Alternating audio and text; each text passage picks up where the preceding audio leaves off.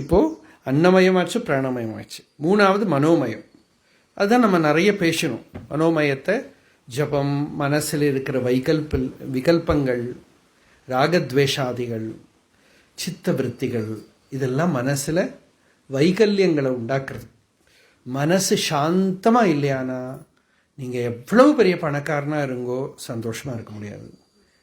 மனசு சாந்தமாக இல்லையானா நீங்கள் எவ்வளவு ஹெல்த்தியாக ஃபிசிக்கலி இருங்கோ நிறைவு இருக்காது. மனசு சாந்தமாக இல்லையானா தூங்க முடியாது.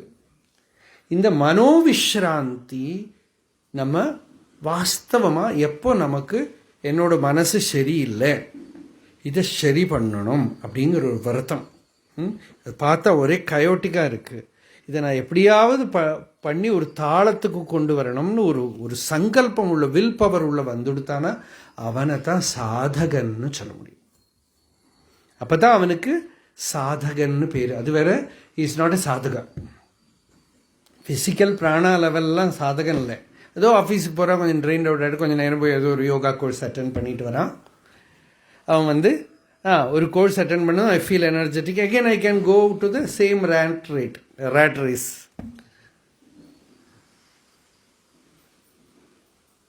திருப்பியும் அங்கே போய் எல்லாம் ஆரம்பிச்சுடலாம். அப்போ அது சாதகன் இல்லை. சாதகன் எப்போனா மனசை பார்க்குறான். அந்த மனசு இருக்கக்கூடிய சஞ்சலம் ஹி மன கிருஷ்ணா அப்படின்னு அர்ஜுனன் சொன்னானே, அங்கதான் சாதகன். மனசு சஞ்சலமாக இருக்கு கிருஷ்ணா, என்னோட மனசு சரியா இல்லை, மனசு சரியாகணும், சாந்தமாகணும் அப்படின்னு தோணுறத, நம்மளையே நமக்கு பார்த்துட்டு சரியா இல்லையே அப்படின்னு தோன்றத, இதை சரி பண்ணணும், சித்த விஸ்ராந்தி வேணும் அப்படின்னு தோன்றத நம்ம ஏதோ ஒரு சாதனா மார்க்கத்தை ஆலம்பனம் பண்ணுறோம். பக்தி இன்னும் ஒரு சாதனை மட்டும் போராது. ஞான மார்க்கம் ஆனாலும் சரி, பக்தி வேணும். ஞான விசாரம் பண்ணுறது சில சமயத்தில் நமக்கு ஞான விசாரம்லாம் நடக்காது, யோகமெல்லாம் நடக்காது, எப்படி பிடிச்சா கிடைக்காது, அழ மட்டும்தான் முடியும். நம்ம பிறந்த சமயத்துலேருந்து பண்ணது என்னது, அழுகை தான் இல்லையா? ஃபஸ்ட்டு சாதனை என்ன? பிறக்கிறதையே பிராணாயாமத்தோடைய குழந்தை வருது எல்லாம் ஒன்றும் கிடையாது. பிறக்கிறதையே சின் முத்திரையோடு வரதா ஒன்றும் கிடையாது. அழுதுன்னா தான் வருது. அதனால் அது ரொம்ப நேச்சுரல் தான். அழுதால் உன்னை பெறலாமே அப்படின்னு நமக்கு ஸ்பிரிச்சுவலி நமக்கு வாஸ்தவமான துக்கம் உள்ளேருந்து வந்து கொடுத்தானா அடுத்த ஃப்ளவரிங் வந்து கொடுக்கும் ஸ்பிரிச்சுவல் லைஃப்பில். பட் அழுகையை டெக்னிக்காக பண்ணப்படாது. சில பேர் சொல்கிறதுக்கு முன்னாடியே அழ ஆரம்பிச்சிருப்பாங்க. இந்த சத்சங்கம் பாகவதெல்லாம் பண்ணி நிறைய பேரை பார்த்துட்டோம் அப்படி. அதனால் சென்டிமெண்டலிசம் இல்லை, இமோஷ்னலிசம் இல்லை. It is a disease. Emotionalism, sentimentalism is a sickness of the mind. It is not spirituality. வாஸ்தவமான தாபம் உள்ளேந்து வந்து அழணுங்கிறது கிடையாது. ஆனால் மனசில் இருக்கிற தன்னோடே நிலையை பார்த்து, இப்போ சொன்னாரே உடல் நாறினேன் அப்படின்னாரே அந்த அருணகிரிநாதர், இப்படி நான் கந்த அழிஞ்சு போயிட்டேன், இந்த நிலையிலேருந்து எனக்கு நீ கரையேற்ற மாட்டியா? வாஸ்தவமாக பகவான் இருக்கார், பகவானே நீ என்னை பிடிச்சு கரையேற்ற மாட்டியான்னு கூப்பிடுற ஒரு நிலை. கருணையால் என்னை ஆண்ட நீ எனக்கு உன் காட்சி தந்து அருளிலை என்றால் இருணலி உலகில் ஏங்கியே பதைத்து இவ்வுடல் விடில் என்கதி என்னாம். ரொம்ப பவர்ஃபுல் பாட்டு, பகவானோட பாட்டு. கருணையா நீ என்னை ஆட்கொண்டுட்ட அப்படின்னா எனக்கு அத்தியாத்ம வாழ்க்கையில் கொண்டு வந்துட்டேன். நான் இதெல்லாம் வந்துட்டேன், ஏதோ புக்கு படித்தேன், கொஞ்சம் கொஞ்சம் ஏதோ ஆத்ம விசாரம் பண்ணுறேன், ஏதோ சாதனை பண்ணுறேன், கொஞ்சம் கொஞ்சம் பண்ணேன். ஆனால் என்னை ஆண்டனி எனக்குன் காட்சி, உன்னோட தரிசனம். தரிசனம் என்னதுனாக்கா ஆத்ம தரிசனம், ஆத்ம ஜானம், ஆத்ம சாட்சா்கார, ஆத்ம நிஷ்டை தந்து இதை பூர்ணம் பண்ணலையானால் இருணலி உலகுங்கிறார். இந்த வேர்ல்டு இருட்டு, பலவித ப்ராப்ளம்ஸ், பலவித டிப்ரெஷன், ஸ்ட்ரெஸ்ஸுக்கெல்லாம் காரணமானது இது. இதில் ஏங்கியே பதைத்து ஏக்கம் உள்ள பயந்து போய் எவரி ஸ்டெப் இப்படி வருமோ அப்படி வரும். நமக்கு தெரியுமே இல்லையா, நம்ம எக்ஸ்பர்ட்ஸ் அதில். நமக்கு வேணால் சத்தியம் ஞானம் அனந்தம் பிரம்மனா தெரியாதே தவிர இதெல்லாம் நம்ம கை வந்த கலை நமக்கு. அது இதெல்லாம் நம்ம எக்ஸ்பர்ட்ஸ் இது இல்லையா. லைஃப்பில் கொஞ்ச நாள் வாழறதுக்குள்ளே பதைத்துனால நன்னா தெரியும் நமக்கு. அன்பு மிகுந்துன்னா நமக்கு தெரியாது, பக்தினா நமக்கு தெரியாது. ஆனால் பதட்டம், அந்த பேஜாராகிறது, அந்த டென்ஷன் ஆகிறது, நாளைக்கு என்ன ஆகுமோ, இப்படி ஆகுமோ அப்படி ஆகுமோ, காரணம் இல்லாத பயம், இதெல்லாம் நமக்கு தெரியுமே. அப்படியே இருந்து என்னோட சரீரத்தை விட்டுவிட்டேனானா பகவானே என்னோட கதி என்ன ஆகும்? இப்படி பெரிய ஞானி ஜீவன் முக்தர் பகவான் பக்தி எப்படி பண்ணணும்னு காட்டுறார். என்ன பக்தி பண்ணணும்னு காட்டுறாருன்னா பேசி காட்டுறார். ஈஸ்வரன்கிட்ட பேசுறது தான் பக்தி. வாஸ்தவமாக தன்னை பகவான்கிட்ட எக்ஸ்பிரஸ் பண்ணுறது ஃப்ரம் த ஹார்ட். ஈஸ்வரன்கிட்ட இதுவும் ஆத்ம விசாரம் தான். எங்கே எக்ஸ்பிரஸ்? இந்த ஈகோ ஹிருதயம் பிரம்ம இருக்கோ இல்லையோ அதுகிட்ட தன்னை ஒப்படைக்கிறது. வெளியில் ஒரு ஃபோட்டோ வைக்கிறீர்கள், ஃபோட்டோ வைக்காமல் இருக்கிறீர்கள், பட் உங்கள்கிட்டயே தான் நீங்கள் பேசிக்கிறீர்கள். ஆத்மகதம் தானே. அந்த ஐயோட சோர்ஸுக்கிட்ட தான் பேசுறது, ஆத்மாக்கிட்டே தான் பேசுறது. அந்த ஜீவன் அபிமானம் அது அங்கே தான் தன்னை ஒப்படைக்கிறது. அங்கேயே தான் தன்னை திருப்பி திருக பார்க்கறது. உதித்த இடத்தில் ஒடுங்கி இருத்தல். என்ன நீ ஒன்றுபடுத்திக்க மாட்டியா, ரெண்டு இல்லாமல் நிலைய வருத்த மாட்டியாங்க. அப்போது அதில் இப்படி எக்ஸ்பிரஸ் பண்ணுற பக்தி, அந்த ஈஸ்வரன்கிட்ட தன்னை அர்ப்பணம் பண்ணுற பக்தி, இது ஞானத்தோடு இருக்கிற பக்தி, யோகத்தோடு இருக்கிற பக்தி. இப்படி இருக்கிற பக்தி நமக்கு பிரயோஜனப்படும். எல்லா சாதனைகளோடய இருக்கிற பக்தி, அந்த பக்தியிலே ஈஸ்வரன்கிட்ட இப்படி இது பிரார்த்தனை பண்ணுறது, மனசோட நிலையை சரி பண்ணுறதுக்கு பிரார்த்தனை பண்ணுறோம். அப்போ அந்த பக்தி மார்க்கம். யோக மார்க்கம் என்னென்னா சித்தவருத்தி நிரோதம். சித்தவருத்தி பகவான் நிறைய இடத்துல டாக்ஸில் பல கொஸ்டின்லாம் பேசிட்டு சிம்பிளாக சொல்லியிருக்காரு. The secret of spiritual life is thoughtlessness, not to think. To think is not your real nature. நம்ம அங்கே கூட அதை எழுதி போட்டிருக்கோம் வேத பாடசாலைங்க. Thinking, thoughts thoughts thoughts thoughts அது இல்லாமல் சாந்தமாக மனசு டெக்னிக்கால நிறுத்துறது யோகம். திங்க் பண்ணுறதுக்கு காரணமே இல்லாமல் பண்ணுறது ஞானம். ஏன்னா வெளியில் விஷயங்கள் ஆப்ஜெக்ட்ஸ் இருந்தால் தானே மனசு போகிறதுக்கு. விஷயங்களே உண்மை இல்லை, நான்கிற ஜீவபாவமே உண்மை இல்லைன்னு வந்துட்டு தான் திங்கிங்க்கு இடமே இல்லை. திங்கரும் இல்லை, ஆப்ஜெக்டும் இல்லை, தாட்டும் இல்லை. அப்போ தாட்டுக்கு பர்பஸ் இல்லை. அது ஞானம். ஆனால் டெக்னிக்கால ஒரு ஜபத்தினால ஒரு பஜனைனால எல்லாம் நிறுத்துறது யோகம். ஒரு ஒன்றும் இல்லாட்டா கூட மனசை தாட்ஸை ஸ்டில் பண்ணி நிறுத்துறது யோகம். இதுதான் வித்தியாசம். இல்லை சில பேர் இல்லை யோகம் இல்லை போராது, ஞானம் தான் வேணலாம் சொல்லுவா. சரி, கருணை வேண்டாமா மனுஷனுக்கு? ஞானம் வரலைன்னா நம்ம நிம்மதியாக இருக்கண்டாமா? ஞானம் வராட்டவாளுக்கு நிம்மதி வேணுமே. ஒரு பஜனையிலையாவது வரட்டுமே. ஒரு சாத்விகமான ஏது வழியிலே ஆனாலும் மனசு நிம்மதியாக இருந்தால் நல்லது தான். சாத்விகமான இது இல்லாட்ட அவன் என்ன பண்ணுவான்னா ஒரு பாட்டில் உள்ள கமத்திப்பான். எல்லாருக்கும் தெரியும் தாட்லெஸ்ஸாக இருந்தால் சந்தோஷமாக இருக்காங்க. தான் கஞ்சா அடிக்கிறான், புதுசாக கண்டுபிடிச்சிட்டு இருக்கான். இப்போ என்னத்தை எல்லாமோ சாப்பிட்டு தானே லோகம் பூலோகம் தருகிட தக்கிருத்தை அப்படின்னு எல்லாம் எங்கெங்கேயோ போயிடுவான். அப்படியெல்லாம் கண்டுபிடிச்சிட்டு எல்லாம் சாப்பிட்டு. ஏன்னா எல்லாரும் யோகத்தை விரும்புகிறான். ஆனால் அது யோகம் எப்படி வரணும்னு தெரியலை, எப்படி அந்த ஸ்டில்னஸ் வரணும்னு தெரியலை, சாந்தி வரணும்னு தெரியலை. அதுக்கு என்னென்னமோ வழி பின்னால் டோராலெல்லாம் போக முடியுமான்னு பார்க்குறேன். அப்படி கிடையாது. நம்ம இப்போ பஜனைனால ஜபத்தினால ரூப தியானத்தினால எல்லாம் பண்ணுறதும் பர்மனெண்ட் அல்ல. டே நீ யாக்குமே சத்தம் போடுறேன்.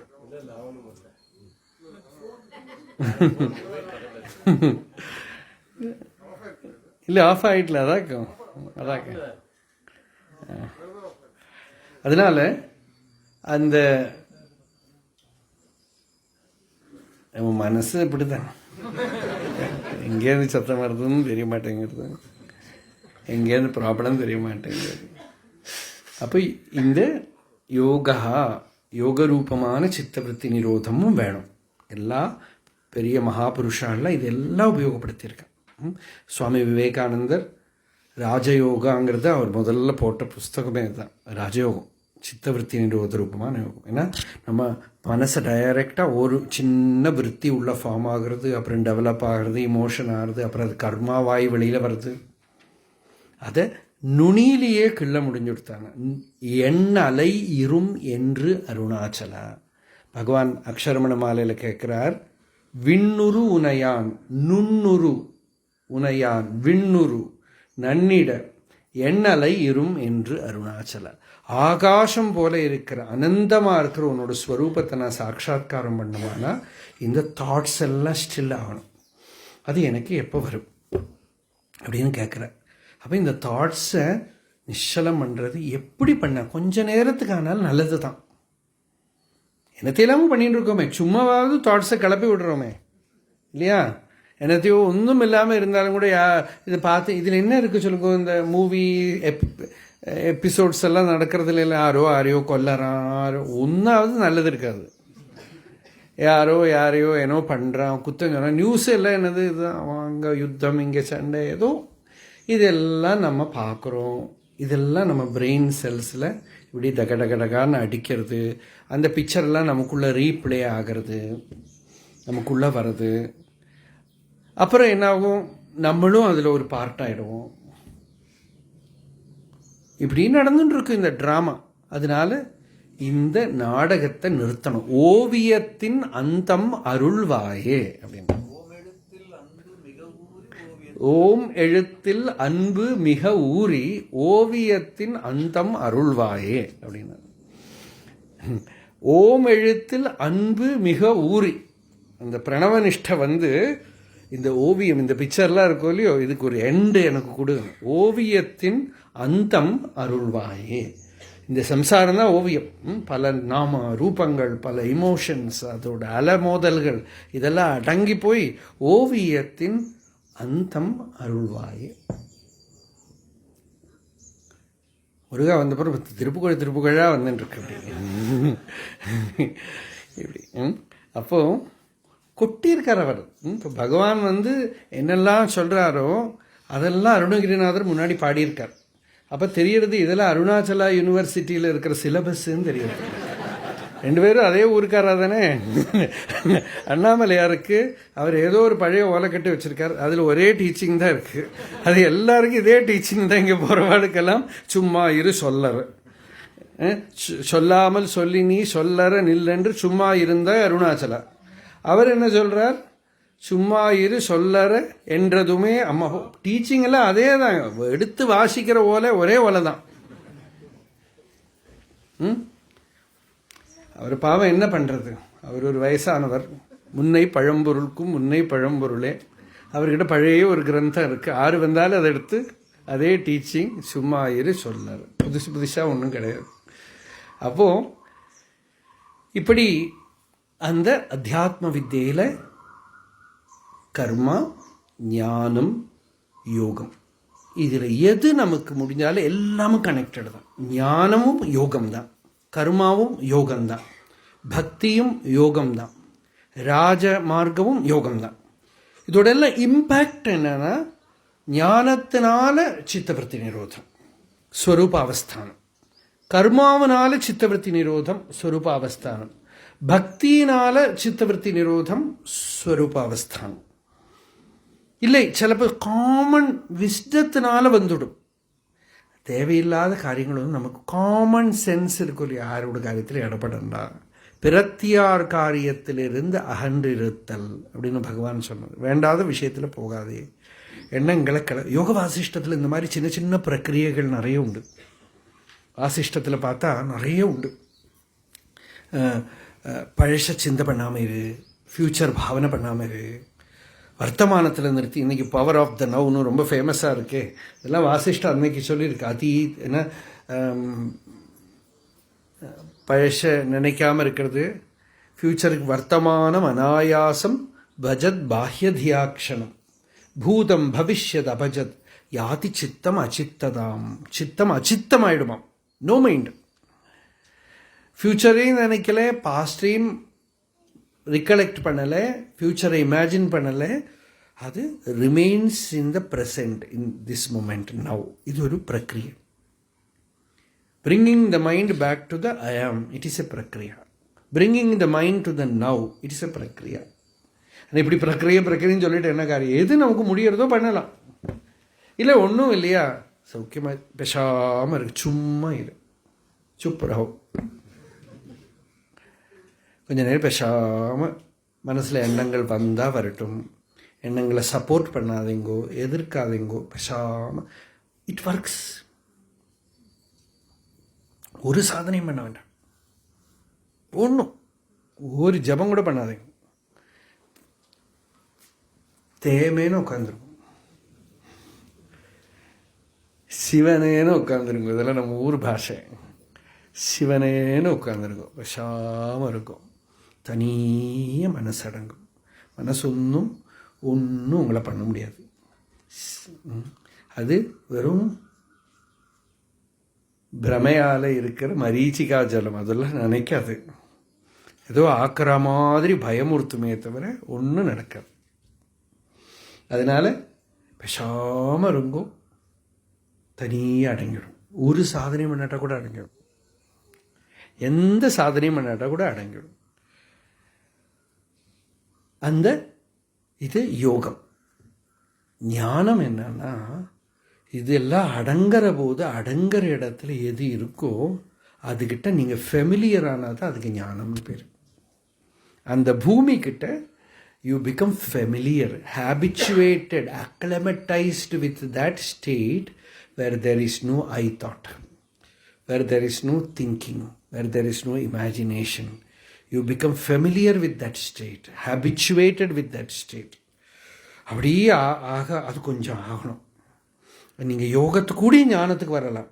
யோகத்தால் சித்தவருத்தி நிரோதம் பண்ணினாலும் சித்தவருத்திகள் இல்லாத நிலையில் இருக்கக்கூடிய அந்த ஆகாசம் இருக்கும் இல்லையோ, அந்த ஆகாசத்துக்கிட்ட கொஞ்சம் கொஞ்சம் பழகி பழகி பழகி பழகி வெற்றிக்குள் கொஞ்சம் கொஞ்சம் அதில் ஹேபிச்சுவேட் ஆகி ஃபெமிலியராகி அதில் இருக்கிறதுல உள்ள ஒரு சௌக்கியம் தெரிஞ்சுண்டு அந்த சௌக்கியத்தை தூஷ்ணீம் பவேது நிஜ சுகானுபவம் நிரீஹா, அப்படி அந்த தூஷ்ணீம் அவஸ்தா அதுக்கிட்ட ஃபெமிலியராகி அதுதான் என்னோட நிஜஸ்வரூபம் தெரிஞ்சுண்டா யோகம் ஞானத்தில் கலாசிச்சுடுது.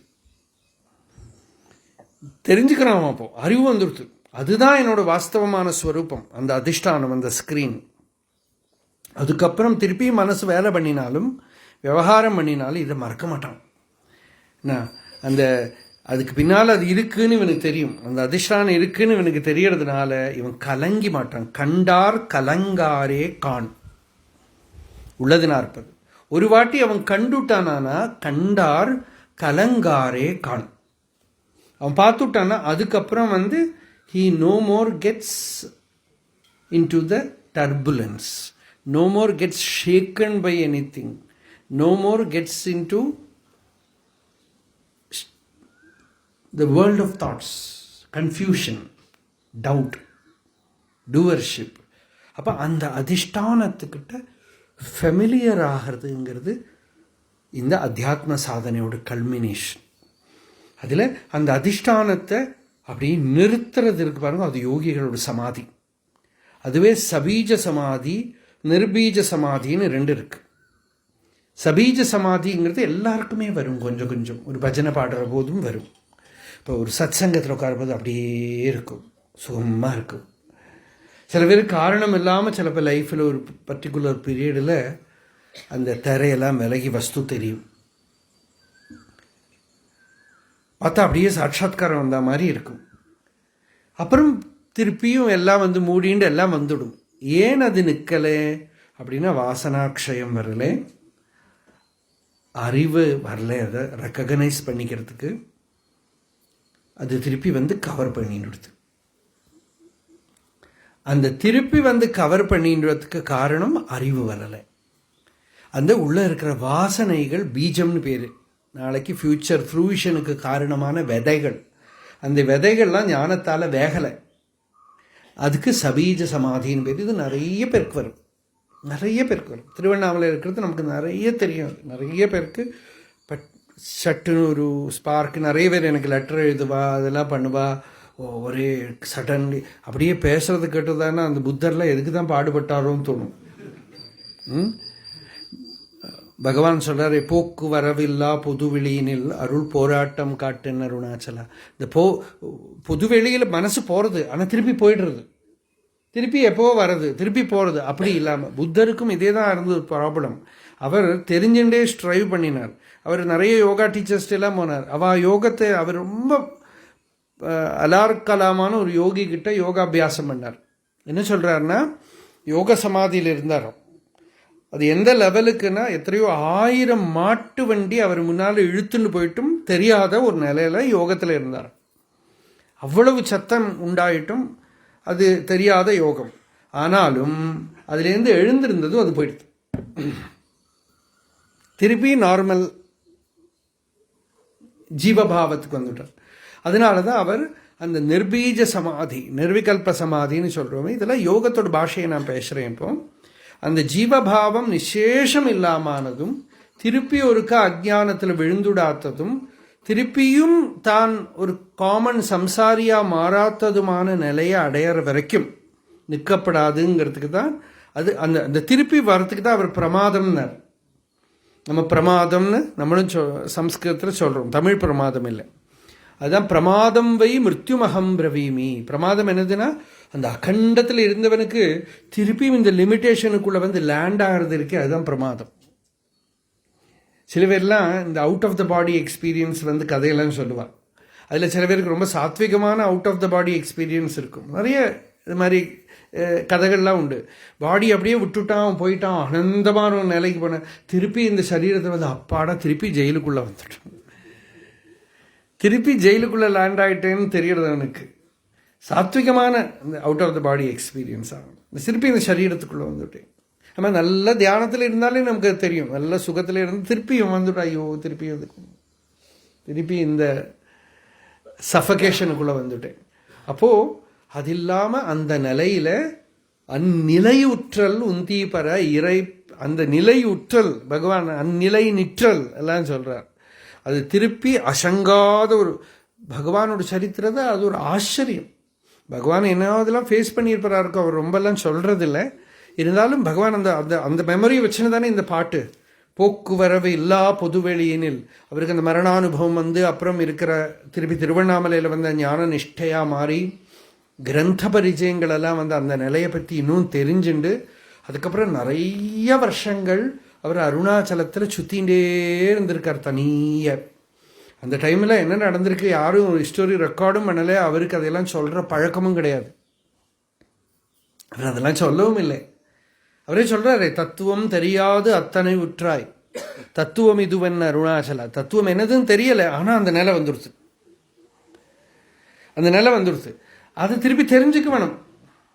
அதை தெரிஞ்சுட்டு அதுக்கிட்ட ஃபெமிலியர் ஆகி அதை ஸ்டேபிள் பண்ணி அதில் நின்று அது போக்குவரவில்லாமல் ஆகி இன்னமும் வந்து ஐயோ அந்த நிலையெல்லாம் போய்விடுத்தே, திருப்பி நான் சூன்யத்துக்கு வந்து ரொம்ப பெயின்ஃபுல் அது. ஏன்னா ஒரு சின்ன ஒரு சௌக்கியம் வந்துட்டு போனாலே துக்கம் வரும் லைஃப்பில். ஒரு சின்ன சந்தோஷம் வந்துட்டு போனாலே துக்கம் வரும். அந்த கோபஸ்திரிகள்லாம் கிருஷ்ணனை பிரிஞ்சு போகிற போது அழுகே பாருங்க.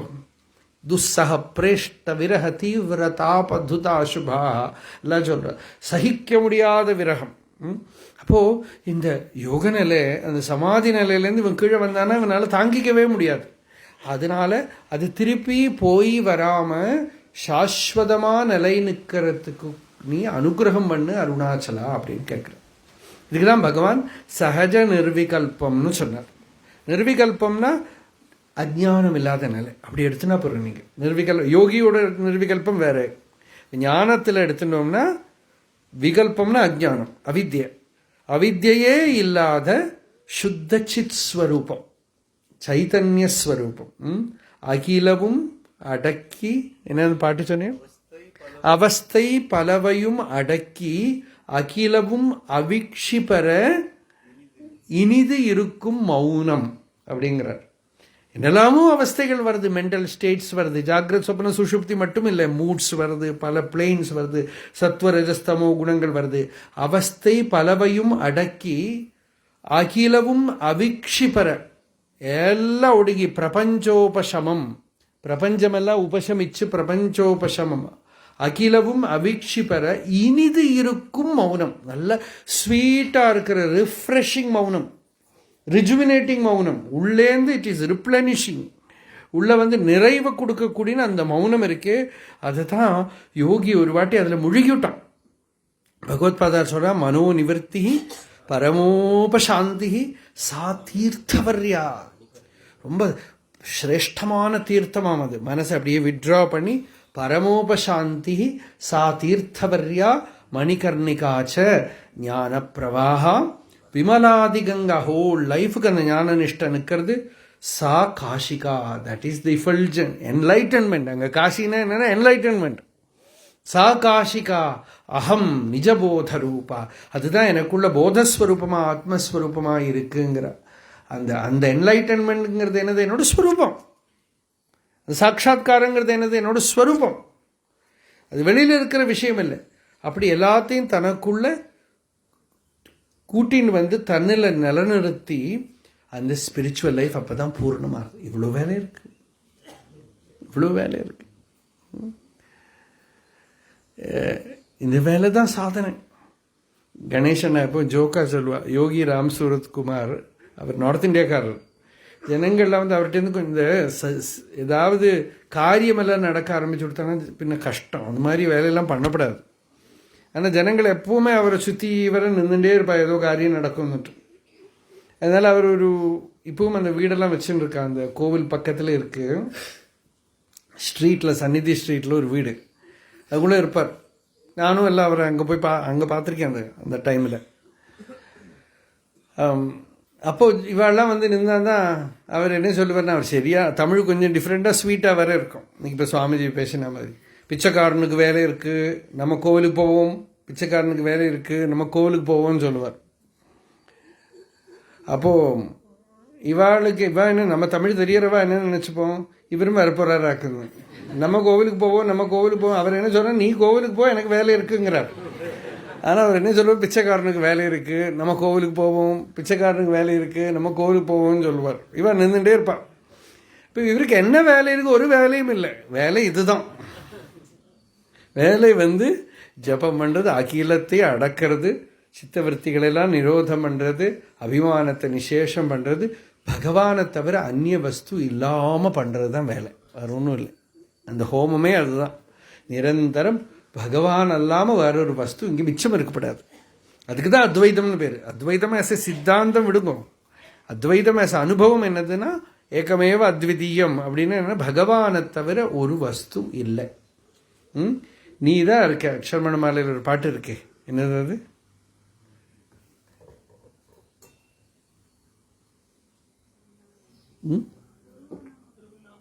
ஒருவனாம் உன்னை ஒழித்து எவர் வருவார்? ஒழித்து வரணும்னா புர்கா போட்டு தான் வரணும். ஒருவனாம் உன்னை ஒழித்தெவர் வருவார்? உன் சூதே இது. சூதுன சதி, சீட்டிங். நீ என்ன பண்ற, ஏதேதோ வேஷம் போட்டு உன்னை தவிர ஏதோ இருக்கிற மாதிரி என்னை ஏமாத்தி காட்டிகிட்டே இருக்கு. அப்படி இருக்கிற அத்வைத ஞானம், இப்படி இருக்கிற அந்த நிலையத்தான் நாம் விரும்புகிறோம். நம்ம விரும்பக்கூடிய அந்த சாதனையோட சிகரம்ங்கிறது இந்த சாந்தி தான், அந்த விஸ்ராந்தி, அந்த நிശ്ചலதா தான். அதுதான் நம்ம லைஃப்பை பூர்ணம் பண்ணும். அந்த அதெல்லாம் கிளம்புறேன்னா பிரசாதம் வாங்கிட்டு கிளம்பும். அதனால் அது நமக்கு வாழ்க்கையில் நமக்கு வரணும். அந்த விஸ்ராந்தி நம்ம வாழ்க்கையில் வரணும், நிறைவு நம்ம வாழ்க்கையில் வரணும். அப்போ தான் ஸ்பிரிச்சுவல் லைஃப். சாந்தி, சாந்தி தான் அத்தியாத்மம்னா என்ன? சாந்தி.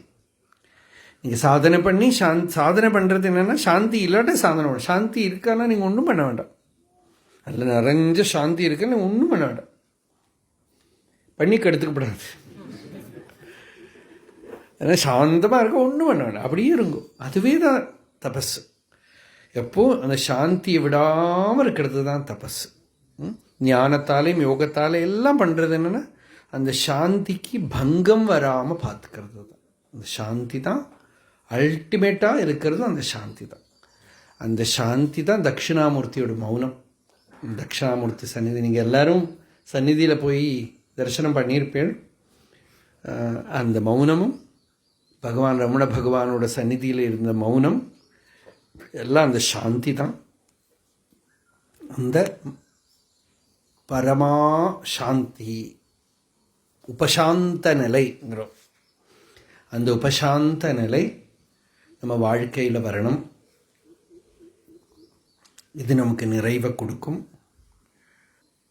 மீதியெல்லாம் சத் சங்கத்தில் திருப்பி திருப்பி வேரியஸ் ஆஸ்பெக்ட்ஸ்லையும் சொல்லிகிட்டே இருப்போம். இன்றைக்கி இது சொல்கிறது அது சொல்கிறதுன்னு இவ்வளோ நேரம் இருந்தோம், சத் சங்கம் பண்ணினோம். இந்த ஆஷாட ஏகாதசி நாளில் பகலை நல்ல விதமாக போச்சு இந்த நாள்.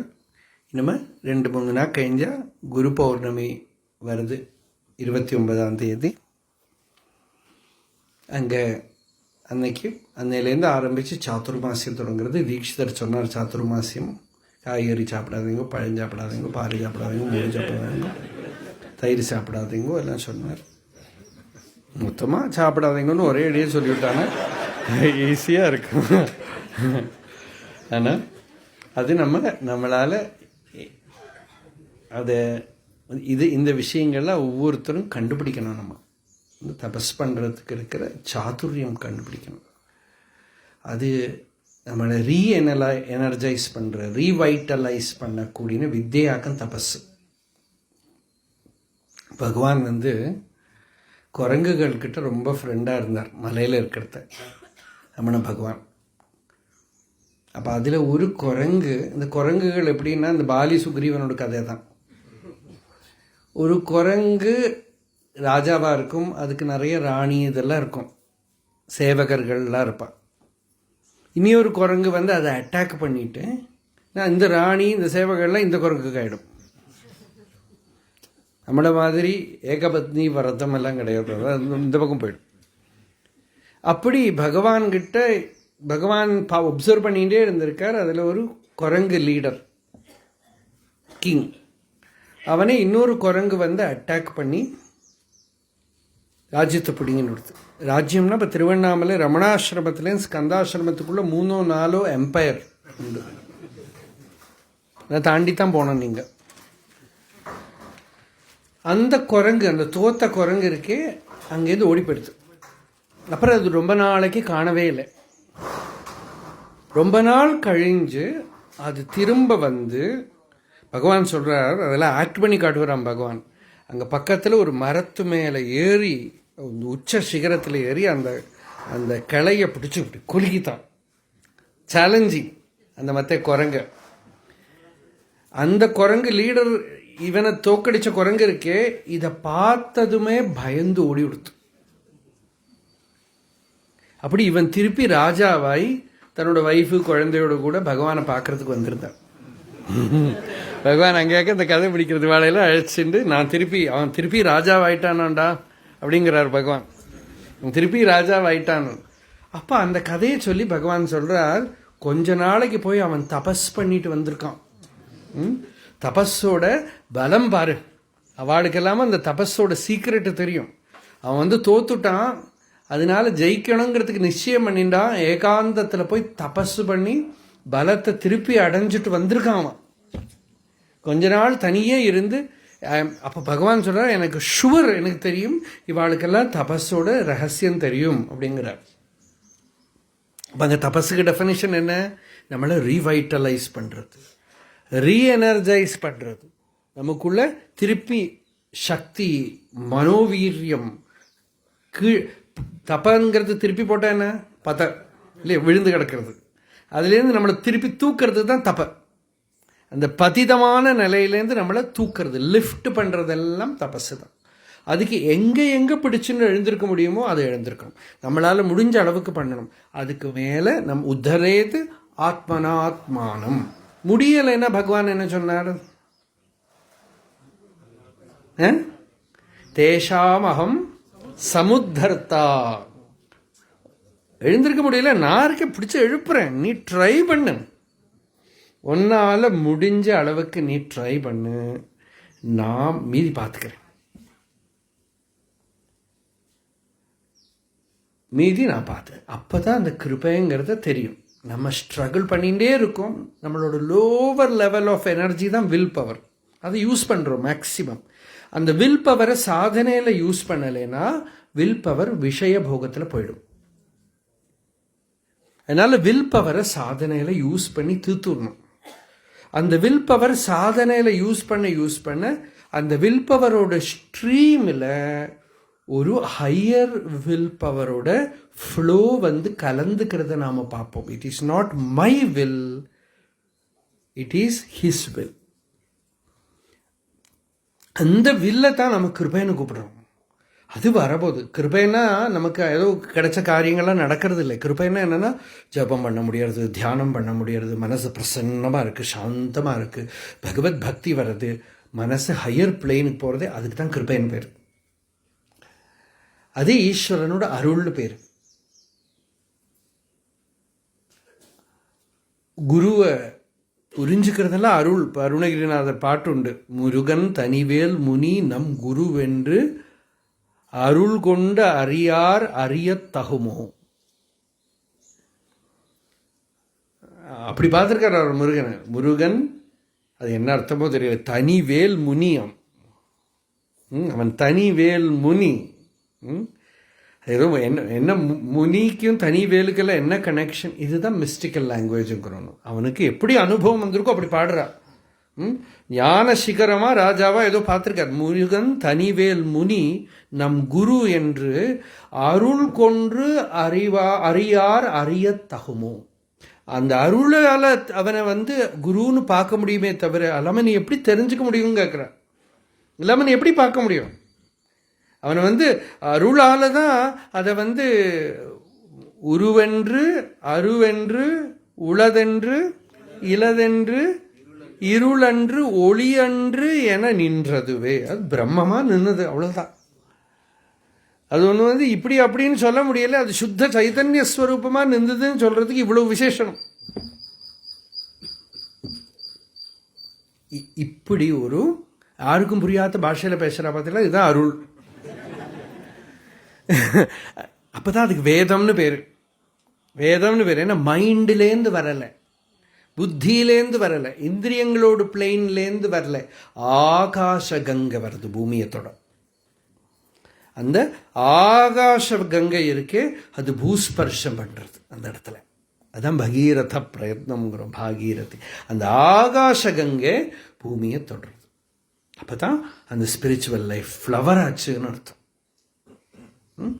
அதுதான் இங்கேயும் நம்ம பார்க்குறோம்.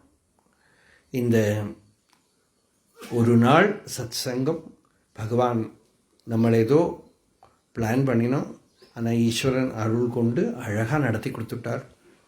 நிறைய பக்தாள் அவளோட ஹோல் ஹார்ட்டை இதுக்கு போட்டிருக்காங்க.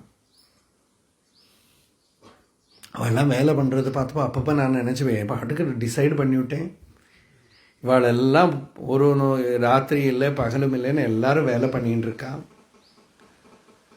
ஆனால் அவளெல்லாம் அது ஒரு சாதனையாக தபஸாக பகவத் ஆராதனையாக தான் ஃபுல்லாக பண்ணின்னு இருந்திருக்கா. ஆனால் அதுக்கெல்லாம் ஈஸ்வரனோட அருள் என்னென்னா இந்த ஒரு நாள் ஃபுல்லாக நடந்து நாம் இன்றைக்கி இப்போ மங்களமாக அதை சமர்ப்பணம் பண்ண வந்திருக்கோம். இதுக்கு மேலே உங்களோட மனசில் உங்கள் ஹிருதயத்தில் இந்த அனுபவம் நிலைக்கணும். அதுக்கு இருக்கிற ஆசீர்வாதம் தான், ஈஸ்வர அனுகிரகம்தான் நம்ம முக்கியம். அதில் உங்கள் ஹிருதயத்துக்குள்ளே அந்த சாந்தி வந்து வாழ்க்கையில் அது விட்டு போகாமல் இருந்து அது உள்ள ஒரு பாவம் வந்து தானே நம்ம வாழ்க்கை பூர்ணமாக எடுத்து. இந்த ஒரு தீர்த்த க்ஷேத்திரத்தில் வந்து இந்த தட்சிணாமூர்த்தி சந்நிதியில் பகவத் பாதாள், தட்சிணாமூர்த்தி பகவான் ரமணர், கணபதி, பதஞ்சலி இவ்வளோ இருக்கா. இங்கே முதல்ல வந்தவர் பதஞ்சலி தான். அவர் குளத்துக்கரையில் உட்கார வச்சுருக்கோம். இப்போது இங்கே தான் இருந்தார் அவர். யோகி ராஜா அவர். பதஞ்சலி அவர் இங்கே அங்கே குளத்துக்கரையில் இருக்காங்க. அவரை பிரதிஷ்டை பண்ணதும் எல்லாருக்கும் தெரியும். பிகேஎஸ் ஐயங்கார் தான் வந்து இங்கே வந்து பதஞ்சலியை வந்து பிரதிஷ்டை பண்ணிட்டு போனார். அப்புறம் தட்சிணாமூர்த்தி வந்தார், பிள்ளையார் வந்தார், பகவான் ரமண பகவான் பின்னாலேயே வந்தார். பதஞ்சலிக்கு அப்புறம் பகவான் வந்தார். சிதம்பரம் போலன்னு சொல்லுவேன். சிதம்பரத்தில் வியாக்ரபாதர் வந்தார், அப்புறம் பதஞ்சலி வந்தார், அப்புறம் நடராஜா வந்தார். அதுபோல் நம்மளும் இங்கே முதல்ல வந்து பதஞ்சலி வந்தார், அப்புறம் ரமண பகவான் வந்தார், அப்புறம் தட்சிணாமூர்த்தி வந்தார், கணபதியும் தட்சிணாமூர்த்தியும் வந்தார். பின்ன அதுக்கப்புறம் ஸ்ருங்கேரியிலேருந்து ஆச்சாரியர் சந்திரமௌலீஸ்வர பூஜையோடையே வச்சு பூஜையெல்லாம் பண்ணி ஒரு பகவத் பாதாளை நமக்கு கொடுத்து அனுப்பியிருக்க, அனுகிரகம் பண்ணி கொடுத்தது தான் நம்ம பிரதிஷ்டை பண்ணோம் பகவத் பாதாளம். பகவானை இங்கே பிரதிஷ்டை பண்ணதும் பகவானோட சில அம்சங்களெல்லாம் அதுக்குள்ளே வச்சு தான் பிரதிஷ்டை பண்ணியிருக்கோம். அப்படி இருக்கிற இந்த ஒரு சந்நிதி, குழந்தைகள்லாம் தங்கமான குழந்தைகள், வாத்தியாரும் அவ்வளோ பிரியமாக, அவரும் ஒரு நல்ல அத்தியாத்ம சாதகர். இதெல்லாம் சாதாரணமாக வைதிகத்தில் கிடைக்கிறதே ரொம்ப கஷ்டம், அது லௌகிகத்தில் கிடைக்கிறது போட்டும். ஆனால் வாத்தியாரும் தினமும் அவள்லாம் கீதையும் இதுவும் அத்தியாத்ம விஷயத்தில் ஈடுபட்டு இருக்கிறவா குழந்தைகள் எல்லாம், தங்கமான குழந்தைகள் எல்லாம் ஸ்ரீதர் அவளுக்கெல்லாம் முன்னாலேயே அவளுக்கெல்லாம் பகவத் பாதாளோட ஸ்தோத்திரங்கள் அந்த வழியில் நடத்தி விட்டுருக்கார் அவளை.